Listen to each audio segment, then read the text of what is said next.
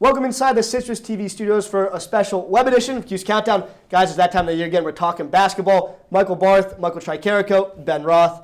Syracuse and Elon, Saturday in the Dome. Before we get into anything, though, how much of an impact has this freshman class had on this basketball team? I think it's been a huge impact, and it's been an immediate impact. We see Malachi Richardson. He's been that extra scorer that Syracuse has needed, and Tyler Lydon not afraid to take a big three down the stretch against St. Bonaventure. I love him loved Lydon being fearless, not afraid of what the coach or any other players are thinking, taking the three-pointer, making it, getting back on defense. These two guys the guys you mentioned, Richardson and Lydon, have definitely jumped right in. Richardson had 15 points against St. Bonaventure. Lydon had 13. So both of these guys making a huge impact thus far, and it's only 2 games. So it's exciting to see what they're going to do down the stretch.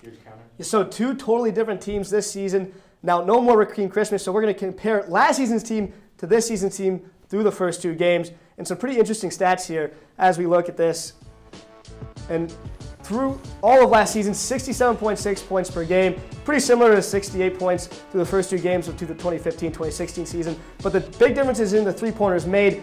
10 in the first 2 games of this season, only 5 throughout all of last season. Yeah, absolutely. I mean, this is going to be a perimeter-oriented team. You got a lot of shooters who can make the shots. I think the turnovers stem from you not having a true point guard, Michael Benege, running the point. He's a guy that might be turning it over a lot right now, but I think that turnover number will come down as the season progresses. With the loss of Rakeem Christmas, you're going to rely on the three-point shot, so that's why that number is so up, and that's going to be Syracuse's game plan moving forward.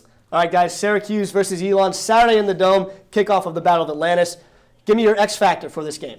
I got to look at the interior and go with DeJuan Coleman and Tyler Roberson. When you got a perimeter-oriented team, a team that shoots a lot of threes, when you're making the threes, all is well. You're scoring a lot of points. You're going to win more games than not. But it's when you're not making those threes that Syracuse is going to have to look inside, and you need a guy like Coleman or Roberson to step up. If those two can give you a combined 10, 12 points, it makes a huge difference, and it does open things outside as well. I'm going to say Trevor Cooney's the X factor in this game. Elon's big weakness is guarding the three-point shot. Through its first 3 games, they're allowing their opponents 47.5% behind the arc.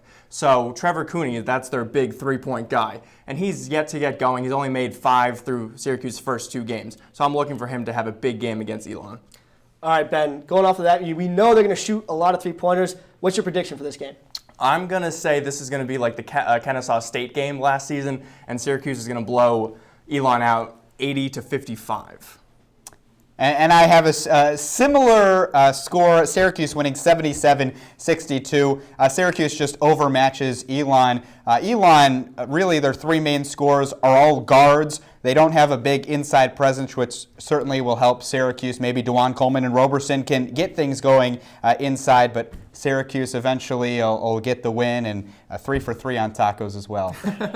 There you go. Taco time in the Dome. Blowout of Elon, according to our analysts. That'll do it for our webisode here. For Michael Tricarico, Ben Roth, I'm Michael Barth.